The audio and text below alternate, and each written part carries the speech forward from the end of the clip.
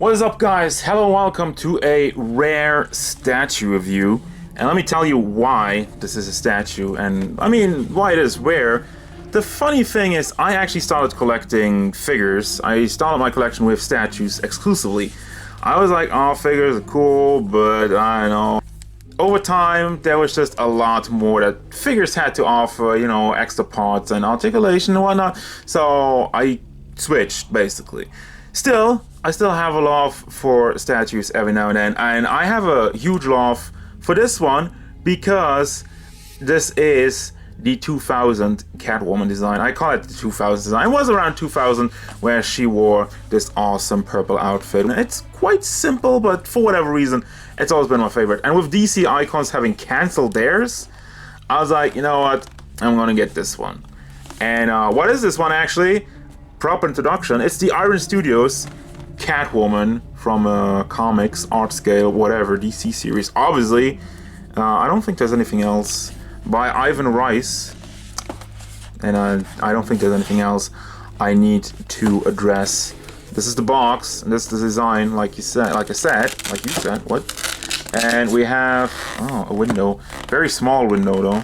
But there's another great picture of the of my favorite Catwoman design. I'm just calling it my favorite Catwoman design. I think it is from like 2000s. It should be.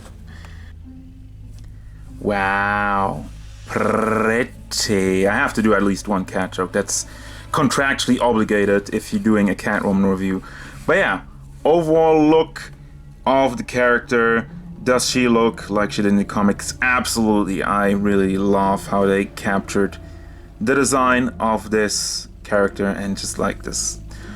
I can't get over it. I just love this design so much. I don't know what it is. It's so simple. So let's have a look at the size of this character. She stands at a little over 18 centimeters to the top of her ears, which means she's about 7'2", 7'3" inches tall. And that's actually without the base. The base itself only has, what, a centimeter? Yeah, that's a centimeter. That's like, I don't even know what that is. That's not even half an inch.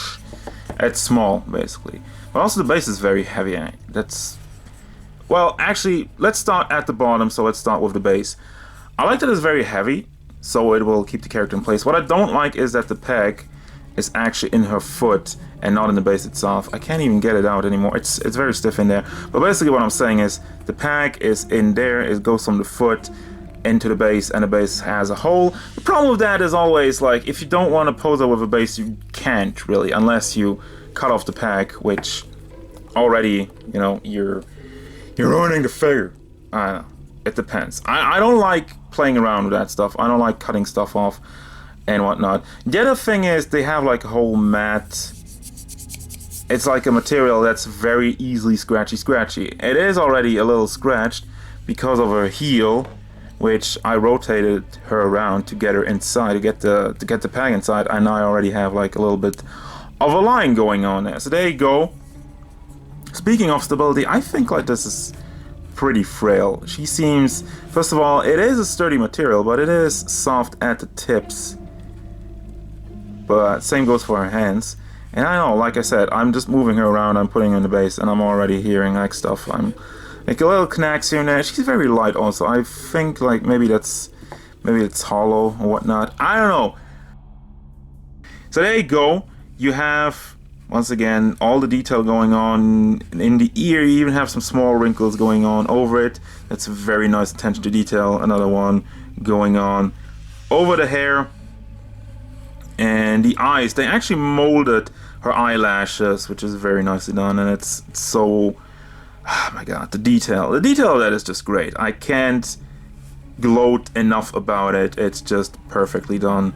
She looks great, and her eyes are shiny, and the lips also a little bit more of a shine to it.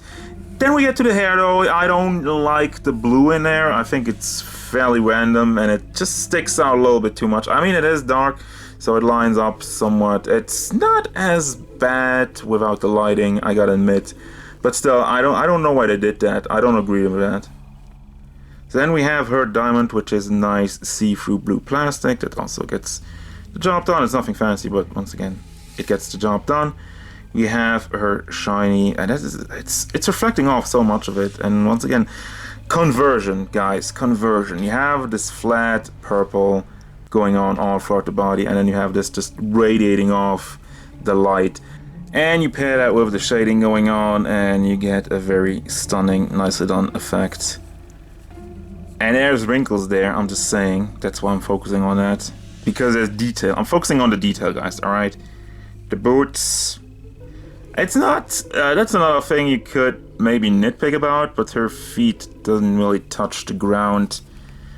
And that's... I mean, she's sort of walking, so it's not the worst thing in the world. But it is something to notice if you're really nitpicking about those things. There's a butt. Of course, she has one of those. And once again, a little bit more wrinkles, a little bit more detail. It's just like, I mean, that's one of these things which I'm really into it, and I really like it, because they could have just been like, oh, okay, just like flat, we're just gonna make her basically naked and paint her. But they didn't. And also there's a line that indicates where the cowl starts. Once again, detail. They didn't have to do that, but they did it, and they made a very nice job and had a very nice eye for the detail and capturing a great look of this design, and I love it. I absolutely love it.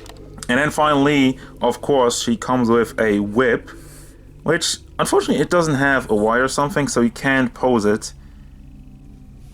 Problem with the whip, actually, I can't really get her to hold on to it very tightly, because this is soft plastic and it will bend. And I try to push it in, and it's just like, I mean, it holds on to it, but not very well. So it will just like lie there. You can spin it around or whatnot. I mean, you can maybe turn around her legs, maybe stuck it in there under her foot, so it will stay in line or something like that. I mean, you have options. It's not the greatest though for if you want to do superposable. I don't know, whip in the wind pose. That doesn't work, unfortunately. And this is going to bring us to the final thoughts. What do I think about this figure? 100% recommended. I mean, I've been gushing over it. The only thing I really don't agree with is the blue in the hair, and that she doesn't hold her whip very well. But that's it. That's small, very small nitpicks on this overall amazing looking figure. I like the size. I don't like them too big. And just the detail, the work that went into it, and I can feel the love, bruh. And there's actually also some Catwoman Iron Studios, BZ Toys, Ivan Rice signature, made in China, and Chiaroscuro Studios. And that's it. That's gonna do it. As usual, guys, thank you very much for watching. Don't forget, if you enjoyed this review, feel free to hit it up with a like, and maybe subscribe to the channel so you can stay tuned for more figure reviews, gameplay stuff, and whatever Catwoman wants. Meow.